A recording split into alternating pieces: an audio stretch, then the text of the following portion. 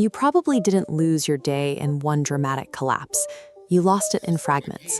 10 seconds in a grocery line, 45 seconds before you fell asleep, 3 minutes right after waking up, a little swipe when your brain went quiet and the silence felt unbearable. We think of the phone as a neutral tool, but the feed you see is an adaptive delivery system. It tracks your pauses, your swipes, and your micro-reactions, constantly learning how to capture your next moment. Framing digital compulsion as a weakness or a sign of bad discipline is a useful myth. It shifts the burden of responsibility onto the user, which protects the people who design these platforms. Every feed is backed by an engineering infrastructure optimized for behavioral persistence. These systems are calibrated to maximize time on device, turning human attention into a measurable and extractive resource. To understand the impact of that infrastructure, we look to the research of Stanford psychiatrist Dr. Smartphone as a digital hypodermic needle, providing immediate access to an endless supply of high-potency stimulation. This vulnerability starts with dopamine. In a classic experiment, scientists engineered rats to lack dopamine entirely. If researchers put food in a rat's mouth, it would eat. But if the food was even one body length away, the rat would literally starve to death. Dopamine is the chemical of motivation. Without it, we have no drive to seek out what we need to survive. Pleasure and pain operate like a balance scale. A viral video tips it toward pleasure. To restore homeostasis, neuroadaptation pushes down the pain side. Continuous stimulation permanently stacks these weights, creating a dopamine deficit. You scroll just to level the scale, making ordinary rewards invisible. While our biology provides the vulnerability, 2026 algorithms provide the weapon. Tech companies have replaced static content with engineered uncertainty. When you refresh a feed, you are engaging in variable reinforcement. Because you don't know if the next swipe will yield a like, a notification, or a viral hit, the reward is unpredictable.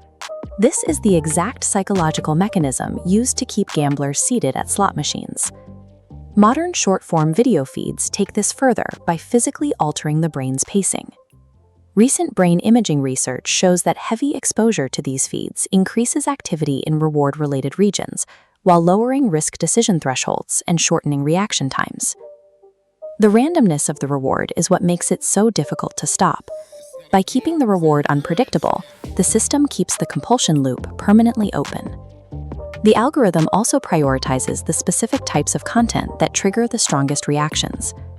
Data reveals that negative, toxic, and anxious content consistently attracts more engagement than calm or positive material.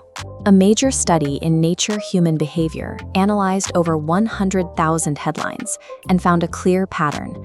Every additional negative word in a headline increased the click-through rate by approximately 2.3%. This creates an anxiety loop. The machine learns what dysregulates your emotions and prioritizes that content to ensure you stay on the platform. You finish a session feeling more vigilant and alienated, yet the algorithm interprets your continued scrolling as a success. The human cost of this disalignment is staggering. World Health Organization data shows problematic social media use among adolescents rising to 11%, with many displaying symptoms typically associated with clinical withdrawal. Researchers at Johns Hopkins report that this constant engagement destroys sleep quality and fragments attention. This is a severe developmental risk for a generation whose self-regulation regions are still maturing. These engagement systems are misaligned with human flourishing. They treat emotional distress as a highly profitable metric for behavioral persistence.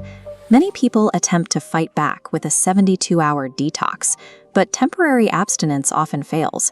Without a structural change to your environment, the behavioral vacuum usually leads to a relapse. The 7-day Cortex reset works as a structural protocol, replacing vague willpower with a specific set of architectural defenses for your attention. Step 1 is the sleep firewall. Physically move the phone out of the bedroom. By charging your phone in another room, you protect the brain's most vulnerable morning and evening hours from algorithmic influence. Step 2 is the notification purge. Kill all non-human alerts.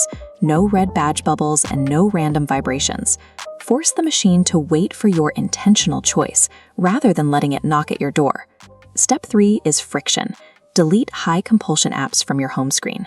If you must use them, force yourself to log in through a web browser. By adding these steps, you transform an automatic reflex into an intentional effort. By installing these specific boundaries, you begin to generate your own attention again, rather than simply surrendering it to a ranked feed. Once the loop is interrupted, you can initiate analog hormesis.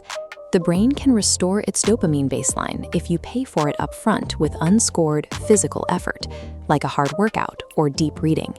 You also have to practice boredom training.